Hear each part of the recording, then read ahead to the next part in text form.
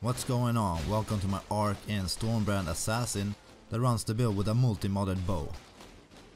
The initial idea was to have Stormbrand on a trigger whenever I used Arc, but the 4-second cooldown that has, together with the DPS loss, due to the loss of another damage modifier, just wasn't worth it in the end.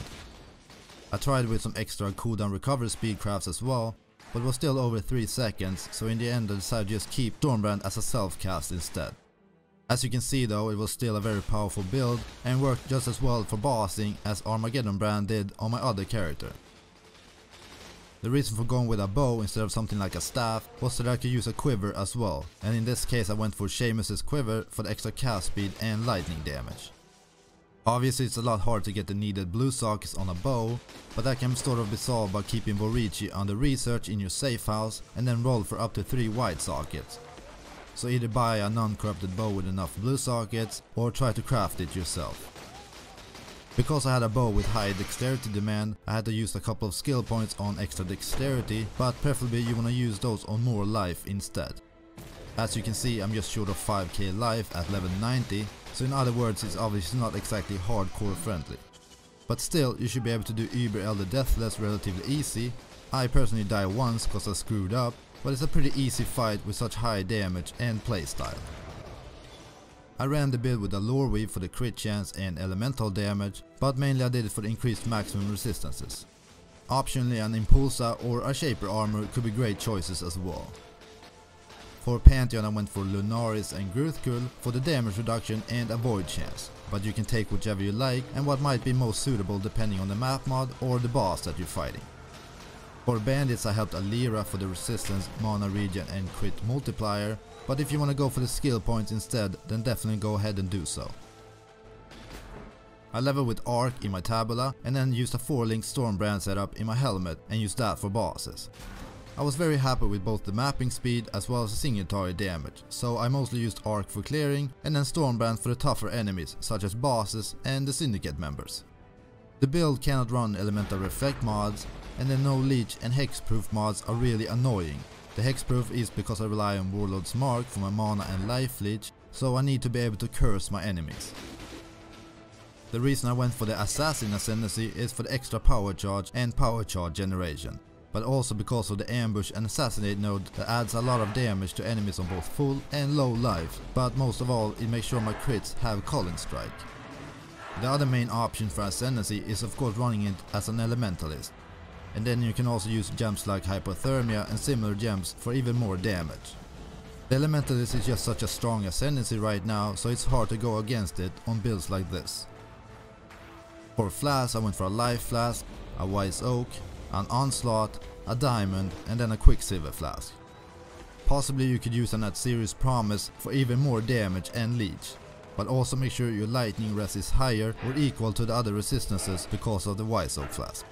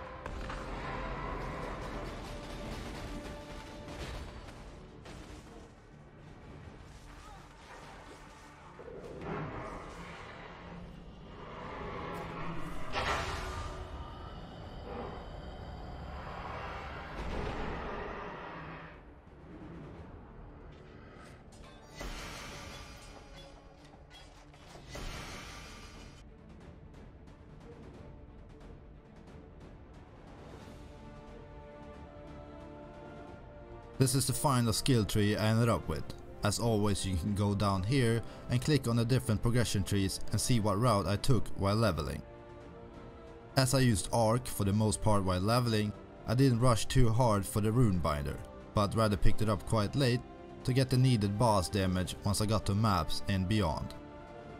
As I mentioned before, I had Stormbrand on a trigger whenever I used a skill, but self-cast is probably the way to go while leveling as well.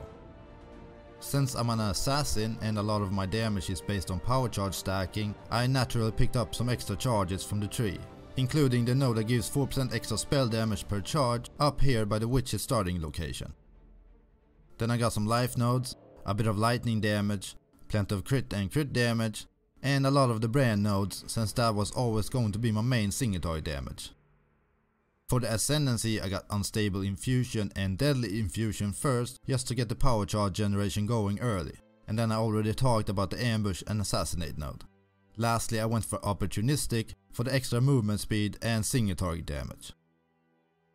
For jewels, I used Abyss jewels with lightning damage to spells and then a bit of life on there. They were all pretty cheap, so I'm sure you could easily get better ones than what I used.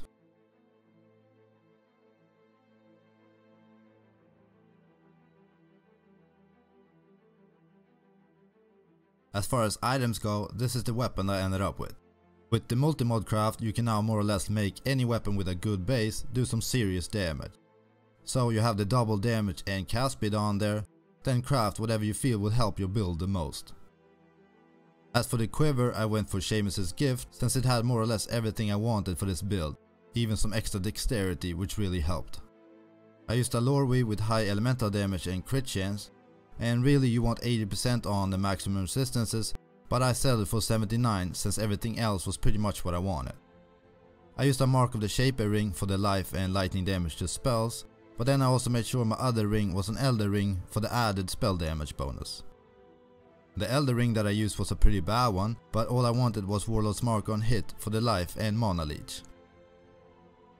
The amulet that I used was more or less only for the damage, but if possible want to get some dexterity on that as well, so you don't need to get both of the big dexterity points on the skill tree and can get some more life instead.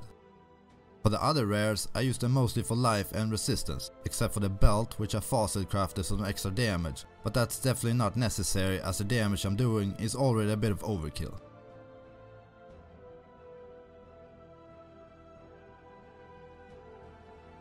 For gems, I had my arc mapping set up in my body armor and used that with controlled destruction, added lightning damage, power charge on crit, spell echo, and lightning penetration. I didn't use elemental focus in the setup so that I could possibly chalk enemies, but that's definitely not something I rely on as an assassin. Then in my weapon I had my Stormbrand, which was only level 19, so obviously you want level 20 or even level 21 for even more damage. With Stormbrand I used added lightning damage, conk effect, lightning penetration, controlled destruction, and elemental focus. Because I didn't use elemental focus in my arc setup, I instead used that here for more damage. If you want to run this build as an elementalist, you might want to switch that or one of the other gems out for hypothermia instead. That's up to you and what you feel more comfortable with. In my helm I used my movement setup, which was Flame Dash, and with that I had faster casting and a level 7 Arcane Surge. I kept the Arcane Surge at level 7 to make sure it triggers every time I use Flame Dash. Then I also kept my Brand Recall gem in there. I didn't use that too often, so I didn't feel the need to combine it with an Empower or anything like that. But that's also up to you and something you can play around with. In my boots I kept my auras, and they were Wrath and Herald of Thunder. And with them I used a level 3 Enlighten for a bit less mana reservation. Lastly I put Blink Arrow in there to get across areas where Flame Dash couldn't reach. In my gloves I kept my defensive setup, which was cast from damage taken level 6, Immortal Call level 8, and then increased duration to make sure the Immortal Call lasted a little longer. That's also why I put my Vaal Righteous Fire gem here to get the duration bonus as well. And that's it, a very satisfying build to play, even if I had to go away from the original plan to keep Stormbrand on a trigger, but this was ultimately the better decision. I hope you enjoyed the video and want to give the build a try. It's definitely a lot of fun and worked just as well for bossing as my Armageddon brand did. Thanks for watching, and hopefully I'll catch you in my next video.